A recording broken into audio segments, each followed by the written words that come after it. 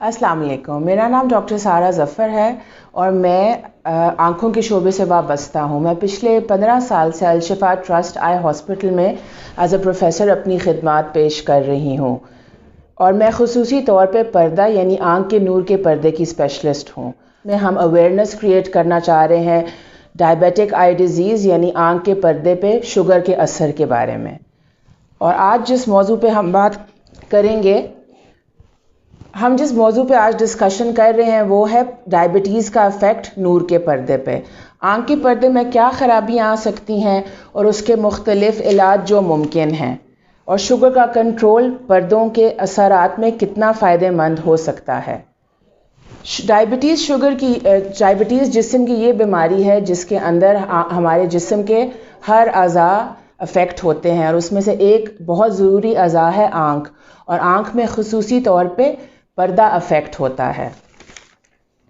Diabetes जो है वो जिस्म में इंसुलिन की कमी की वजह से होती है और ये दो अक़साम इसके होते हैं। एक टाइप 1 डायबिटीज़ है जो उमूमन 30 साल से कम उम्र के मरीज़ों में होती है, और दूसरा है टाइप 2 डायबिटीज़ जो अबव 40 इयर्स के पेशेंट्स में होती है।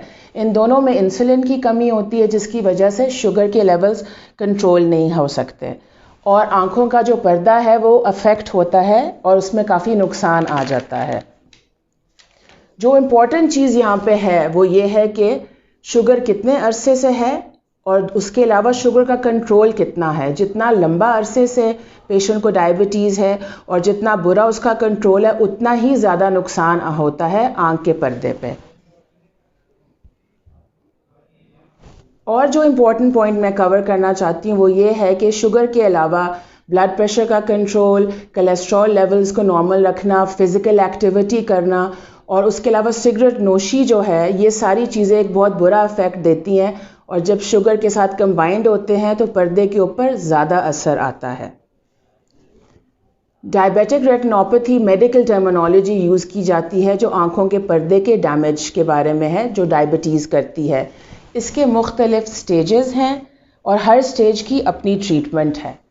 डायबिटीज़ की वजह से 2-3 प्रॉब्लम्स डेवलप होती हैं आँख के पर्दे में। एक तो पानी लीक होता है जो नज़र में कमी लाता है, उसके अलावा ब्लीडिंग हो सकती है, उसके अलावा पर्दा भी उखड़ सकता है। और जो ट्रीटमेंट जो भी हम करेंगे वो डिपेंड करेगा कि क्या स्टेज है डायबिटिक रेटिनोपैथी में। डायबिटिक रेटिनोपैथी को हम 3 स्टेजेस में डिवाइड करते हैं, माइल्ड यानी कम बीमारी, मॉडरेट दरमियानी बीमारी, सीवियर ज़्यादा बीमारी और एडवांस डायबिटिक आई डिज़ीज़ जो ख़तरनाक तौर पे पर्दे की बीमारी होती है जिसमें नाबीनापन के भी बहुत हाई रिस्क होता है।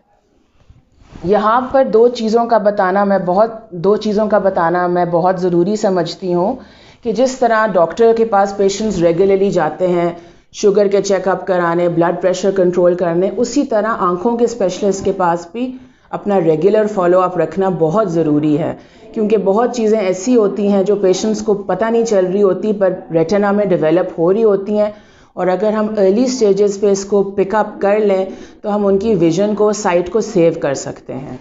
और बहुत बड़ा इशू यहाँ पे ये भी है कि पेशेंट्स हमारे पास तब तक नहीं आते जब तक उनकी विज़न काफ़ी ज़्यादा अफेक्ट होती है, और जो चेंजेस आ चुके हैं यूजुअली लेट स्टेजेस में वो इरिवर्सिबल होते हैं। उसका ये मतलब है कि हम उसको रोक तो सकते हैं मगर वापस विज़न को रिकवर करना मुश्किल होता है एडवांस स्टेजेस में।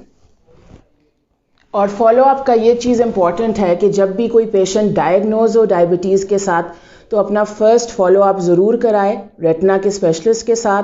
उसके बाद हम आपको बता सकते हैं कि कौन सा स्टेज है, और उस स्टेज के मुताबिक हम पेशेंट्स को एडवाइज़ करते हैं कि आपने 1 ईयर के बाद फॉलोअप कराना है, 6 मंथ्स के बाद, 4 मंथ्स के बाद, या ज़्यादा जल्दी अगर फॉलोअप की ज़रूरत है हम स्टेज के मुताबिक पेशेंट को गाइड करते हैं। अगर ये पेशेंट की फिर जिम्मेदारी है कि वो रेगुलर हमारे पास आए और अपना पर्दे का मुआयना करवाए। माइल्ड डिज़ीज़ में इलाज की ज़रूरत नहीं होती है। हम उमूमन पेशेंट से यही कहते हैं कि अपना शुगर, ब्लड प्रेशर और ब्लड कोलेस्ट्रॉल कंट्रोल करें and may be after 1 year और 6 मंथ्स हमें आके चेक करवाएं। मगर अगर मॉडरेट टू सीवियर डिज़ीज़ है उस केस में अर्ली फॉलोअप जो है वो हमें करना पड़ता है।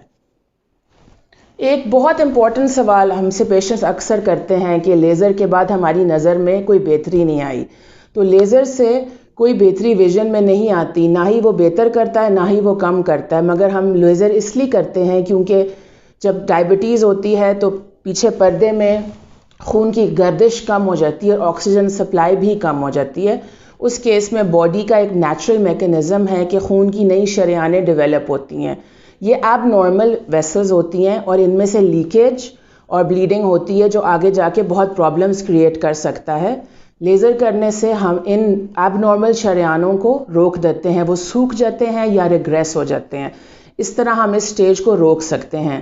اور لیزر سے قطعاً نظر میں کوئی بہتری نہیں آتی. تو یہ پیشنٹس کا ایک کامن سوال ہے جس کا میں آپ کو ابھی جواب دے رہی ہوں.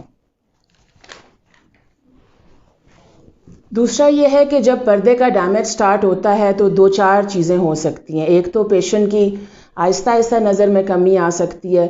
اس کے علاوہ سفید موتیا بھی جلدی ڈیولپ ہوتا ہے ڈائبیٹک پیشنٹس میں. اس کے علاوہ ایک دم بھی نظر میں کمی آ سکتی ہے. اگر کوئی بلیڈنگ ہو جائے آنکھ میں تو سڈنلی پیشنٹ کو بالکل اندھیرا نظر آتا ہے اور نظر میں ایک دم شدید کمی آتی ہے. اس کیس میں پیشنٹس تو پھر فوراً ہمارے پاس آ جاتے ہیں. تیسرا یہ ہوتا ہے ایڈوانس ڈیزیز میں کہ پردہ اکھڑنے شروع ہو جاتا ہے. اس کیس میں تیز روشنیاں نظر آتی ہیں اور اس کے بعد آنکھ کے اندر ایک کالا اندھیرا یا پردہ آ جاتا ہے اور پیشنٹ کی ویژن بہت زیادہ کم ہو جاتی ہے. تو یہ 2-3 پریزنٹیشنز ہیں ڈائبیٹک آئی ڈیزیز میں جو پیشنٹس ہمارے پاس پریزنٹ کرتے ہیں. اور یوزلی بہت پیشنٹس میں جن کا جو چیک نہیں کرواتے ان میں بھی ڈائبیٹک چینجز چل رہے ہوتے ہیں جن کا ان کو پتہ نہیں ہوتا کیونکہ ہمارے پاس وہ آئے نہیں ہوتے چیک اپ کرانے. علاج جو ہے، اب آئے ہم علاج کے اوپر.